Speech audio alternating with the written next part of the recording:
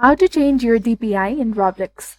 Hello and welcome back to our channel. In this video presentation, I'll demonstrate the process of adjusting your DPI settings in Roblox. It is a straightforward and rapid procedure, so be attentive throughout the video. Firstly, examine your mouse to determine if it includes adjustable DPI buttons. The majority of the contemporary gaming mice are equipped with such buttons. Upon pressing the DPI button, you will receive a visual cue indicating the DPI alteration.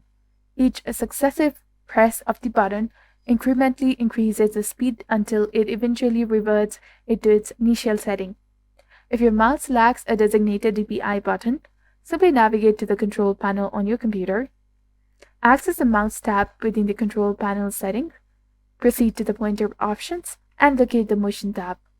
Within this tab, you can effortlessly modify the mouse speed to your preference.